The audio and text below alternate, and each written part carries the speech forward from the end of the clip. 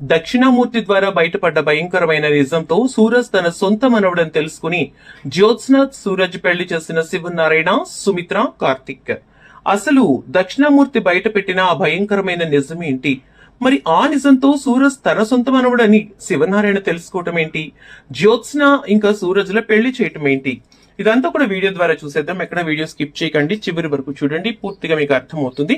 వీడియోని లైక్ చేయడం, షేర్ చేయడం మర్చిపోకండి. మీ లైక్, షేర్ మాకు మంచి సపోర్ట్ మరియు ఎంకరేజింగ్ గా ఉంటుంది. ఇక మొత్తమే చూసుకున్నట్లయితే కనుక సూరజ్ అడిగినట్లుగానే జ్యోత్స్న వచ్చి స్టాల్ లో 1 గంట సేపు జ్యూస్ అమ్ముతుందని, దాంతో పాటు తన హోర్డింగ్ ని తన స్టాల్ ముందు పెట్టవచ్చని శివనారాయణ అల్టిమేటం ఇచ్చేస్తాడు. ఇక దాంతో సూరజ్ చాలా థ్యాంక్స్ అని చెప్పి అక్కడి నుంచి వెళ్ళిపోతాడు. అలా వెళ్ళిపోతుంటే, ఒక్క నిమిషం బ్రో, మనం ఫోటో షూట్ కూడా కంప్లీట్ చేసేస్తే నీ పని నువ్వు చేసుకోవచ్చుగా అని అంటాడు. అలాగే అంటూ ఉంటే ఇక జ్యోత్స్నని గార్డెన్ సైడ్ తీసుకెళ్లి ఇక అక్కడ మొత్తం మీద ఫోటో షూట్ కంప్లీట్ చేస్తాడు కార్తీక్. అయితే సూరజ్ అయితే ఆ ఫొటోస్ నాకు పంపించండి బ్రో అని చెప్పానంటే, ఇవి పంపించేస్తా, మీరైతే ఏర్పాట్లు చేసుకోండి అని అనగానే, కానీ ఉదయం తను స్టాల్ దగ్గరికి వచ్చేలా చూడాల్సిన బాధ్యత మీదే. అంటే మా తాత నా భుజాల మీద ఒక బరువు బాధ్యత పెట్టాడంటే దాన్ని ఖచ్చితంగా కంప్లీట్ చేసి తీరుతానని అర్థం. సో ఇందులో మీకు ఎలాంటి డౌట్ లేదు. కన్ఫర్మ్ గా రేపు పొద్దున్న మేడం గారు వస్తారు, మిస్ ఎక్స్ హైదరాబాద్ గారు మీ స్టాల్లో జ్యూస్ అమ్ముతారు, ఓకేనా? ఆ ఒక్క పోస్ట్ ని తన ఇన్స్టాగ్రామ్ లో పోస్ట్ చేసిందంటే, తన సోషల్ మీడియాలో పోస్ట్ చేసిందంటే తనకున్న 1 మిలియన్ ఫాలోవర్స్ ఎంత బాగా సోషల్ వర్క్ చేస్తోంది అని చెప్పని అనుకుంటారు. పొగరు తగ్గిపోయింది అనుకుంటారు, చాలా మంచిది అయిపోయిందని కూడా అనుకుంటారు అని అంటూ ఉంటాడు. ఇక కార్తీక్ అయితే ఇంకా సూరజ్ వెళ్ళిపోతాడు. వెళ్ళిపోయిన తర్వాత శివనారాయణ వచ్చి, ఆ అబ్బాయి వెళ్ళిపోయాడా అని అంటే, వెళ్ళాడు తాత అని చెప్పని చెప్తాడు. చాలా మొండివాడిలా ఉన్నాడురా, వీడిని చూస్తే మన వ్యాపారానికి ఏదో బాగా ఉపయోగపడేటట్టున్నాడు అంటే, చూద్దాం తాత, ఏ పుట్టలో ఏ ఉందో తెలీదు, ఎవరి ప్రయాణం ఎటువైపు తిరుగుతుందో, ఎవరి లైఫ్ ఎటువైపు మలుపుగా మారుతుందో తెలియదు కదా తాత అని చెప్పని అంటాడు. ఇక కార్తీక్ అయితే, సరే జాగ్రత్తగా కానివ్వు అంటూ ఉంటే ఇక పారిజాతం జ్యోత్స్నని తీసుకెళ్లి ఫుల్ గా క్లాస్ పీకి నోరు మూసుకుని, రేపు పొద్దున్న వెళ్లి ఆ పని పూర్తి చెయ్యి, లేకపోతే మీ తాత ఊరుకోడు. దానికి తోడు ఇప్పుడు దీపే అసలు వారసురాలు అనే నిజం బయటపడిందనుకో, ఇక అంతే సంగతులు. మనకున్నది మొత్తం పోయి అడుక్కు తినే పరిస్థితికి వస్తాం. ఆలోపే నువ్వు ఈ కంపెనీకి సీఈఓ అవ్వాలి, లేదా పెళ్లి చేసుకుని నీ ఆస్తి వాటా నువ్వు తీసుకోవాలి. ఏది జరగాలన్నా నువ్వు ముందడుగు వెయ్యాలి. అంటే నోరు మూసుకుని ఉంటావా? రేపు పొద్దున్న నేను వెళ్లేది లేదు, అక్కడికి వెళ్లి నేను జ్యూసులు అమ్మేది లేదు. పిచ్చి పిచ్చిగా ఆలోచించకుండా నోరు మూసుకుని ఉండంటే, ఒసే దీనివల్ల నీకే నష్టమే, అర్థం కావట్లేదు నీకు అని చెప్పేసి తిడుతుంది ఈ పారిజాతం. ఇక అలా అన్న తర్వాత సరేనని చెప్పేసి ఇక పారిజాతం జ్యోత్స్న ఇద్దరు మాట్లాడుకున్నాక శివనారాయణ దగ్గరికి వెళ్తారు. వీళ్ళంతా కూడా బయట లాన్ సైడ్ నుంచి మాట్లాడుకుంటూ ఉంటారనమాట. అక్కడ దశరథ, సుమిత్ర, శివనారాయణ మాట్లాడుకుంటుంటే వీళ్ళు కూడా వెళ్తారు. వెళ్ళిన తర్వాత, తాత రేపు పొద్దున్న 5 లక్షలు పంపించండి, ఇక ఆ 5 లక్షలు తీసుకుని వాడు పోతాడు అని చెప్పని అంటే, ఎందుకు వెళ్ళిపోతాడు అంటాడు శివనారాయణ. లేకపోతే నేను వెళ్ళి అక్కడ జ్యూస్లు అమ్ముతానే ఏంటి తాత అని అంటే, మరి ఇందాక అక్కడ ఎందుకు ఒప్పుకున్నావు అంటే, ముందు ఆ దరిద్రాన్ని వదిలించుకోవటానికి. వాడు పోతే ఆ తర్వాత చేయాల్సింది చేస్తే వాడే నోరు మూసుకుని నూరుకుంటాడని. అనగానే, అందరూ ఒకలా ఉండరు జ్యోత్స్న, నువ్వు చేసిన తప్పుకి నీకు శిక్ష పడాల్సిందే, ఆ శిక్షని అనుభవించాల్సినటువంటి బాధ్యత కూడా నీకుంది అని చెప్పనంటే, శిక్ష ఒక బాధ్యత మమ్మీ అంటే, ఎస్, తప్పు చేసినప్పుడు బాధ్యత వహించాలి, కాబట్టి అది శిక్ష అయినా సంతోషమైన బాధ్యత తీసుకోవాల్సిందే అని అంటూ ఉంటే, ఒకవేళ రేపు పొద్దుటికి వాడక్కడ లేకపోతే, అసలు ఆ స్టాలే లేకపోతే అని చెప్పని అంటుంది.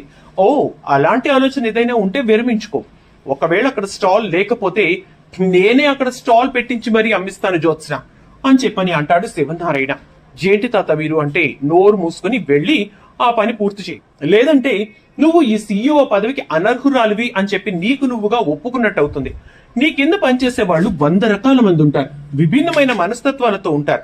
వాటన్నిటినీ కూడా నువ్వు సరి చేసుకుంటూ వాళ్ళందరినీ కూడా సమన్వయపరుచుకుంటూ ముందుకు వెళ్ళాలి. అంతేకాని ఎక్కడ అడ్డు తగిలితే అక్కడ నరికేసి కొట్టేసి పక్కకు తోసేసి నువ్వు ముందుకు వెళ్ళిపోతానంటే కుదరదు.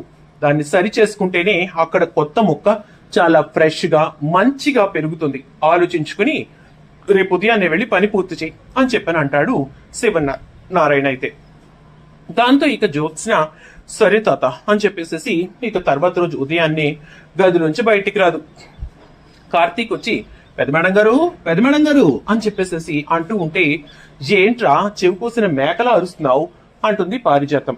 చెవి కూసిన మేకలా అరుస్తున్నావు, తోక తగిన కోతిలా ఎగురుతున్నావు, ఇవి కాదు నువ్వు చెప్పాల్సింది.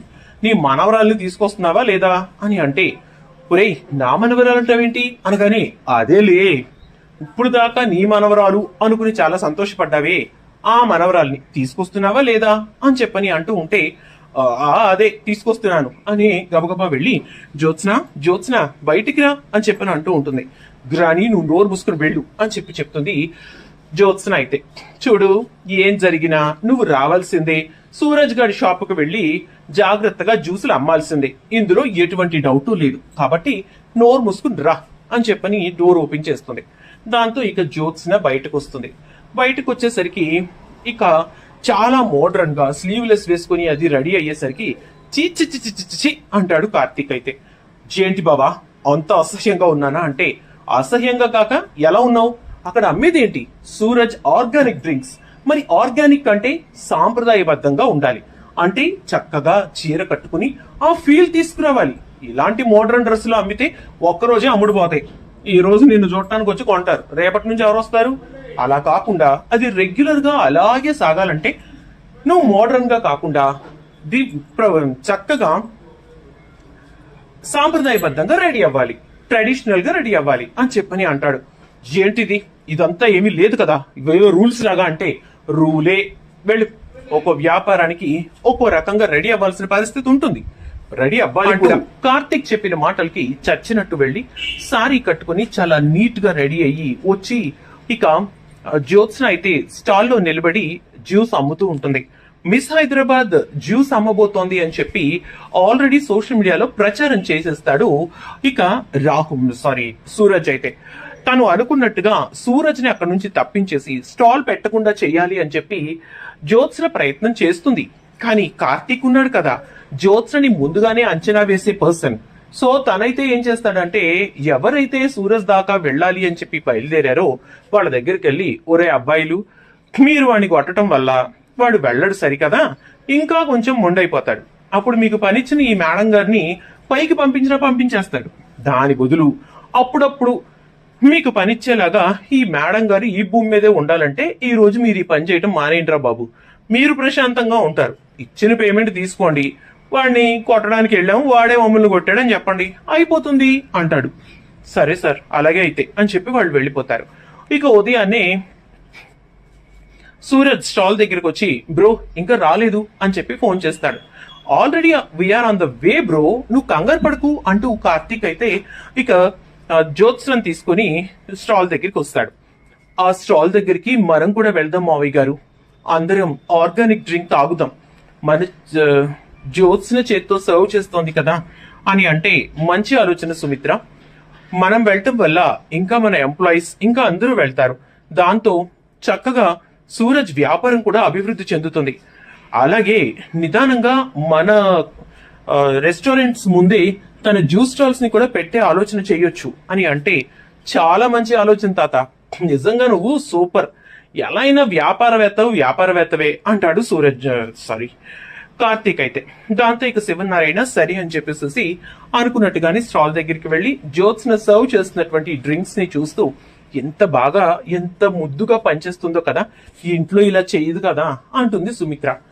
ఇంట్లో చేయాల్సిన అవసరం ఏముంది సుమిత్ర అంటే, అవునా అత్తయ్య గారు, మీరు మరి నా పెళ్ళైన కొత్తల్లో నన్ను ఎందుకు ఆ పని చేయాలి ఈ పని చేయాలి అని చెప్పి సాధించుకు తిన్నారు అంటే, ఏంటి సుమిత్ర నువ్వు చెప్తోంది, పారిజాతం నిన్ను సాధించుకు తిందా అంటే, ఏదో సరదాగా అంటున్నాను లేండి మావయ్య గారు, అత్తయ్య గారు అలాంటి వారు కాదులేండి, మిమ్మల్ని దాటుకుని ఆవిడ ఏ రోజు పెత్తనం చేయలేదు అంటే, అదే కదా సుమిత్ర లేనిపోంది, మీ మామయ్య గారు అనవసరంగా నన్ను అపార్థం చేసుకునేవాళ్ళు అని చెప్పని అంటుంది. ఇక అలా అయిపోయిన తర్వాత సరేనని చెప్పేసి శివనారాయణ అయితే జరిగిపోయింది కానీ ఇక జ్యోత్స్నం చూద్దాం అని జ్యోత్స్నం చూస్తూ వెళ్ళి ఒక్కొక్కరుగా జ్యూస్ తీసుకుని తాగుతూ ఉంటే, చాలా బాగున్నాయి సూరజ్, ఇదంతా నీ ఓన్ రెసిపీనా అంటే, అవును సార్ నా ఓన్ రెసిపీ అనగానే, నీది కూడా నా మనబడి వయస్సే, సార్ అనకు, చక్కగా తాతయ్య అని పిలు, వినసొంపుగా ఉంటుంది అని అంటాడు. అలాగే తాతయ్య గారు, అని చెప్పని అంటే, ఇక నీకు మరొక ఆఫర్ ఇవ్వాలనుకుంటున్నానంటే ఏంటది అంటాడు సూరజ్. అయితే మా రెస్టారెంట్స్, జ్యోత్స్న రెస్టారెంట్స్ ఎక్కడెక్కడైతే ఉన్నాయో ఈ సిటీలో, ఆ ప్రతి చోట కూడా దానికి ఎదురుగా అంటే దాన్ని ఓపెన్ స్పేస్ లో నీకంటూ ఒక స్టాల్ ని అరేంజ్ చేస్తాను. అక్కడ నీ మనుషుల్ని పెట్టుకుని నువ్వు నీ ఆర్గానిక్ జ్యూస్ స్టాల్స్ ని రన్ చేసుకోవచ్చు, ఓకేనా అని అంటే, చాలా థ్యాంక్స్ తాతయ్య గారు, నిజంగా మీరు చాలా మంచి బిజినెస్ మ్యాన్, అందుకే ఇంత షార్ప్ గా బిజినెస్ గురించి ఆలోచించారు, దానికోసం నేను మీకు గుడ్ విల్ పే చేస్తానంటే, నో నో నో, అసలు నువ్వు నాకు ఏమీ ఇవ్వవసరం లేదు, నీ కాళ్ళ మీద నువ్వు నిలబడాలి అని, నీ సొంతగా నువ్వు ఎదగాలి అనే ఆలోచన నీకు వచ్చింది చూసావు, 5 లక్షల రూపాయలని తృణప్రాయంగా వదిలేసి నీ ఆత్మగౌరవాన్ని నిలబెట్టుకోవటం గురించే నువ్వు ఆలోచించావు చూడు, అదే నాకు నచ్చింది. నాకు నీలో నన్ను నేను చూసుకునే పరిస్థితి వచ్చింది. నీ అంత కసితోటే నేను ఈ జ్యోత్స్న రెస్టారెంట్స్ ని మొదలు పెట్టాను. ఈ రోజు అది ఇంత పెద్ద సామ్రాజ్యంగా ఎదిగింది, అలాగే నువ్వు కూడా ఎదగాలి అని అంటూ ఉంటే, ఇదంతా మా అమ్మ నాకు నేర్పించినటువంటి వాల్యూస్ కి సంబంధించిన మోరల్స్ తాతయ్య గారు అని అంటూ ఉంటే, మీ అమ్మ నేర్పించిందా అని అంటూ ఇక దశరథ వంక చూసేసరికి, అవునన్నా నాకు అలాగే అనిపించాడు అని అంటే, ఎలా అండి అంటుంది సుమిత్ర. మా అక్కయ్యలాగా అని చెప్పని అనగానే, ఓ సౌందర్య వదినలాగానా అంటుంది సుమిత్ర. అవును అలాగే అనిపించాడు అంటూ ఇక దశరథ అనేసరికి శివనారాయణ కళ్ళల్లో నీళ్లు తిరుగుతాయి. ఇక అప్పుడు సూరజ్ అయితే, సరే కూర్చోండి సార్ అని చెప్పి చైర్స్ వేస్తూ ఉంటే, వద్దు వెళతాం అంటాడు. అన్న తర్వాత సరే సార్ అంటూ జేబులోంచి పర్స్ తీసి ఇక అందులో నుంచి సూరజ్ తన విజిటింగ్ కార్డు శివనారాయణకి ఇవ్వబోతూ ఉండగా సూరజ్ పర్స్ లో నుంచి సౌందర్య ఫోటో కింద పడుతుంది. ఒక్కసారిగా సౌందర్య ఫోటో చూసిన శివనారాయణ షాక్ అయిపోతాడు. ఈ ఫోటో నీ దగ్గర అంటూ ఉంటే, తను మా అమ్మ అని చెప్పి సూరజ్ అనేసరికి షాక్ అయిపోతాడు. ఇక శివనారాయణ ఏం నువ్వు చెప్తుంది అంటే, అవును సార్ తను మా అమ్మ అని చెప్పేసేసి ఫోటో తీసుకుని పర్స్ లో పెట్టుకుంటాడు. ఇక శివనారాయణ ఒక్కసారిగా షాక్ అయిపోయి, దశరథ కార్తీక్ అని చెప్పని అంటాడు. గబా ఇక అక్కడి నుంచి హాస్పిటల్ కి వెళ్తారు. అక్కడ దక్షిణామూర్తి దగ్గరికి వెళ్తారు. శివనారాయణ, సుమిత్ర, దశరథ ఇంకా కార్తీక్ అందరూ కూడా అక్కడికి వెళ్లేసరికి ఇక అక్కడ దక్షిణామూర్తి అయితే, ఈ రోజు నన్ను డిశ్చార్జ్ చేస్తారా నర్స్ గారు అని అడిగితే, ఈ రోజు చేసేస్తారండి అని చెప్పి నర్స్ చెప్తూ ఉంటుంది. పోనీలే మా మనవడికి ఫోన్ చేసి ఈ రోజు వచ్చి తీసుకెళ్ళమని చెప్తాను అంటూ ఉంటే, దక్షిణామూర్తి అని చెప్పి శివనారాయణ అంటాడు. చెప్పు శివనారాయణ, మొత్తానికి నువ్వే నాకు ప్రాణదానం చేసావన్నమాట అని అంటే, ప్రాణ స్నేహితులం కదా, చివరాఖరికి ప్రాణదానం చేయాల్సిన పరిస్థితి తీసుకొచ్చావు అంటూ ఉంటే, ఎందుకు అంత కోపం అని అంటాడు. కోపం కాదు ఏమీ కాదు, ఇప్పుడు సౌందర్యకి కొడుకున్నాడా అని అంటే, ఏ ఉన్నాడో లేదో నీకు తెలీదా అని అంటాడు దక్షిణామూర్తి. ఆ రోజున ఆ పిల్లాడు లేడు, వాడు నా వారసుడు, నీకు సంబంధం లేదు, అయినా ఆ పిల్లాడు లేడు అని చెప్పావు అని అంటే, నా మనవణ్ణి నా దగ్గరే ఉంచుకోవటం కోసం నేను ఆ మాట చెప్పాల్సి వచ్చింది. ఎందుకంటే ఆ రోజు నా కూతురి ప్రతిబింబం నాకే కావాలి, వాడిని నాకు ఇచ్చేసేయి అని చెప్పి నువ్వు అన్న మాటలు నా చెవుల్లో ఇప్పటికీ మోగుతూనే ఉన్నాయి. ఎక్కడ నాకున్న ఏకైక దిక్కైనా నా మనవణ్ణి దూరం చేస్తావోనని భయపడి వాడు లేడని చెప్పి నీకు చెప్పాను అంటాడు దక్షిణామూర్తి. అంటే ఇంతకాలం నా కూతురి కొడుకుని నీ దగ్గరే కట్టి పారేసుకున్నావన్నమాట, నీ బుద్ధి మారదా అంటే, ఆ రోజున జరిగిన యాక్సిడెంట్ కి నాకు ఏమైనా సంబంధం ఉందా శివనారాయణ చెప్పు. ఆ యాక్సిడెంట్ లో నా కోడల్ని నేను పోగొట్టుకున్నాను, నాకున్న ఏకైక కొడుకుని నేను పోగొట్టుకున్నాను. ఆ బాధలో నేనుంటే నీ కూతురు చనిపోవడానికి కారణం నేనే అన్నట్లుగా నువ్వు ఆ రోజున నన్ను నిందలు వేసి అవమానించి వచ్చేశావు. ఆ దెబ్బతో నా కూతురి కూడా నాకు దూరం అయిపోయింది. కుండ మార్పిడి పెళ్లిళ్ళు ఎందుకే చేసుకోకూడదని ఆ రోజునే నేను అన్న ఒక్క మాట పట్టుకుని నువ్వు జీవితాంతం నేను బాధపడేలా చేశావు అని అంటే, కానీ నా మనవడిని నాకు దూరం చేశావుగా అని చెప్పని అంటే, నా కొడుకు కోడలే దూరం అయిపోయారు శివనారాయణ. ఒంటరిగా ఏకాకిగా మిగిలిపోయిన నాకు బ్రతకటానికి ఒక ఆశ కల్పించింది నా మనవడు మాత్రమే, అందుకే వాడిని వదులుకోకూడదు అనుకున్నాను, ఇవ్వలేదు నీకు అని చెప్పని అనేసరికి ఇక అప్పుడు కార్తీక్, అబ్బా తాతలిద్దరూ సైలెంట్ అవ్వండి, ఇంతకీ ఇప్పుడు సూరజ్ ఎవరు అని చెప్పని అంటే, ఇంకెవరు, సూరజ్ నీకు తమ్ముడవుతాడు. ఎందుకంటే కాంచనికి వెనక పెళ్ళైనా సరే సౌందర్యకే వెనక పిల్లలు పుట్టారు, నువ్వే ముందు పుట్టావు అని చెప్పని అనగానే, ఓ అయితే ఈ ఇంటి అందరికీ నేనే పెద్దవాణ్ణి, అసలు ఇంతకీ నాకు ఒక పెద్ద ముందన్న విషయం కూడా చెప్పలేదు తాతయ్య నువ్వు అని చెప్పి కార్తీక్ అడుగుతాడు. అడిగేసరికి ఆ సందర్భం రాలేదు, ఆ అవసరం రాలేదు అంతే అని చెప్పేసేసి శివనారాయణ అంటాడు. మావయ్య గారు జరిగిపోయింది జరిగిపోయింది కదా అని అంటుంది సుమిత్ర. అవునమ్మా, నిన్న కార్తీక్ నాతో మాట్లాడిన మాటల్ని బట్టి శత్రువుని శత్రువుగానే చూస్తే ఆ శత్రుత్వం అలాగే మిగిలిపోతుంది. అదే క్షమించగలిగితే పాత బంధం మళ్ళీ చిగురిస్తుంది. అందుకే దక్షిణామూర్తిని క్షమించాలని చెప్పి నేను నిర్ణయించుకున్నాను. భగవంతుడు నా ప్రమేయం లేకుండానే, నాకు తెలియకుండానే నా శత్రువుని కాపాడే అవకాశం నాకు ఇచ్చాడంటే ఇక నా శత్రుత్వాన్ని నేను వదిలేయాలని అర్థం. అందుకే ఇక వదిలేద్దాం అనుకుంటున్నాను అని అంటూ ఉంటే, అయితే నాకు ఒక ఆలోచన వచ్చింది మావయ్య గారు అంటుంది సుమిత్ర. జేంట్ సుమిత్ర అంటాడు దశరథ. ఏమీ లేదండి, సూరజ్ జ్యోత్స్నకి వరసైన వాడే కదా అని అంటే, అవును నిజమే, సూరజ్ జ్యోత్స్నకి వరసైన వాడే. ఎలాగో జ్యోత్స్నకి పెళ్లి చేయాలనుకుంటున్నాం. అదే సూరజ్కి ఇచ్చి చేస్తే మన బంధుత్వం నిలబడుతుంది, దాంతో పాటు జ్యోత్స్న పొగరు కూడా అణుగుతుంది. సూరజ్ అయితేనే దాని పొగరు అణచగలడని నిన్న మనం మాట్లాడుకున్నాం కదా అనేసరికి, మంచి ఆలోచన సుమిత్ర, నిజంగా చాలా మంచి ఆలోచన అంటూ దక్షిణామూర్తి అనుకుంటూ ఇక సరేనని చెప్పేసి జ్యోత్స్నకి చెప్పకుండానే ఇక పెళ్లి సంబంధాల గురించి మాట్లాడేసుకుంటారు. ఇంటికి వెళ్ళిన తర్వాత పారిజాతం, ఏమైందండి, జ్యోత్స్న బాగా అమ్మకం చేసిందా అంటూ ఉంటుంది. బాగానే అమ్మకం చేసిందిలే, నిన్ను తీసుకెళ్లకపోవడం మంచిదైంది అనగానే, దేనికండి అంటే, జ్యోత్స్నకి పెళ్లి సంబంధం మాట్లాడొచ్చాం అంటాడు. ఎవరండి, ఎవరితో మాట్లాడారు అంటే, సూరజ్ అంటాడు.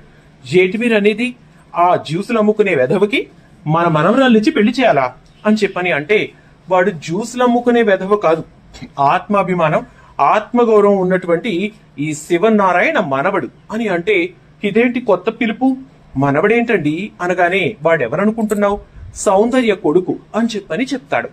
దాంతో ఒక్కసారిగా షాక్ అయిపోతుంది పారిజాతం.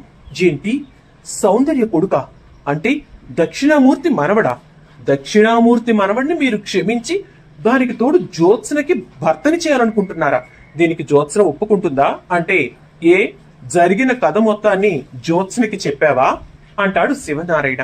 అబ్బే నేనెందుకు చెప్తానండి, మీరు చెప్పిన తర్వాత ఇంకా నేను ఆ మాట దాటటమే అనగానే, వినేవాళ్ళు శివనారాయణ మాట పారిజాతం దాటదంట, నిజమేగా మోసు అనుకుంటారు. అనవసరంగా ఎక్కువగా చేయకుండా సైలెంట్ గా ఉండు అని చెప్పి ఇక సుమిత్ర దానికి సంబంధించి ఏర్పాట్లన్నీ కానివ్వండి అనగానే, జ్యోత్స్న వచ్చి పారిజాతంతో, ఏంటి రాని తెగ హడావిడి జరుగుతోంది ఇంట్లో అంటే, నీ పెళ్ళమ్మా, నీ పెళ్లి అంటుంది. పెళ్ళా, అదేంటి, నాకు తెలియకుండా నా పెళ్లి అని చెప్పని అంటుంది.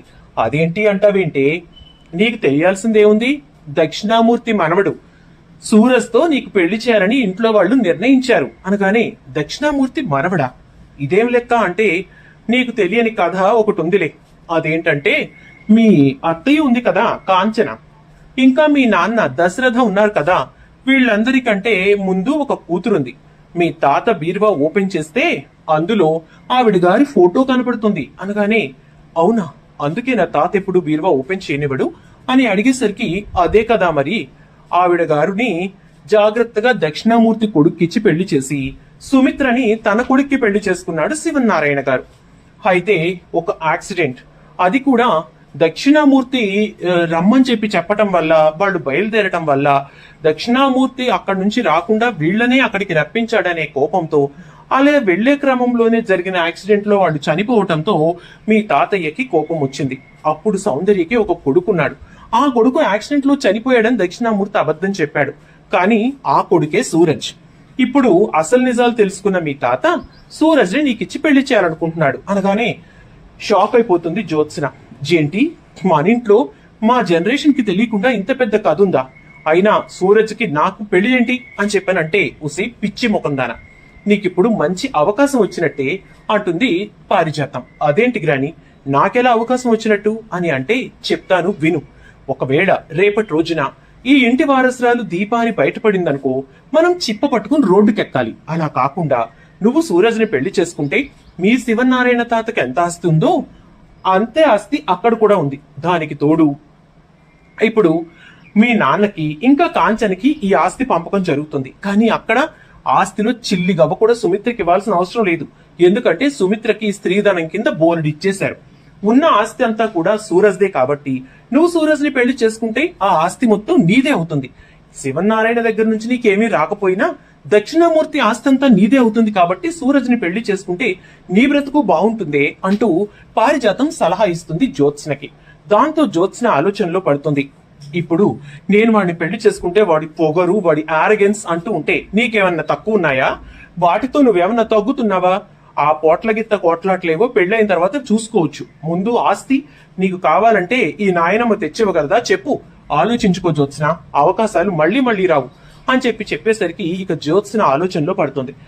ఎప్పుడైతే శివనారాయణ జ్యోత్స్నకి ఇంకా సూరజ్ కి పెళ్లి అని చెప్పి జ్యోత్స్న దగ్గర ప్రస్తావన తెచ్చాడో, సరే తాత అని చాలా ఈజీగా ఒప్పుకుంటుంది. అసలు జ్యోత్స్న అంత ఈజీగా ఒప్పుకుంటుందని ఎవ్వరు కూడా ఊహించరు.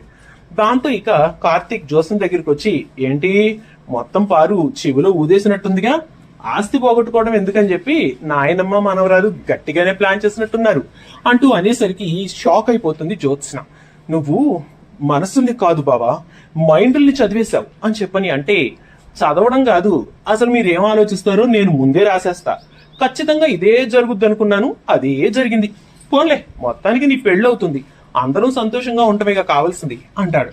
అన్న ప్రకారంగానే జ్యోత్స్న సూరజ్ కి పెళ్లి జరుగుతుంది. మరి ఈ రెండు పోట్ల గిత్తలు ఏ రకంగా కొట్లాడుకోబోతున్నాయో, మరి వాళ్ళ కొట్లాటల నుంచి జ్యోత్స్న ఏ విధంగా మారబోతోందో ఇదంతా రాబోయే ఎపిసోడ్స్ లో చూద్దాం. వీడియో నచ్చితే లైక్ చేసి షేర్ చేయండి. అలాగే ఛానల్ సబ్స్క్రైబ్ చేసుకుని పక్కనే బెల్ ఐకాన్ లో ఆల్ ట్యాప్ చేయండి.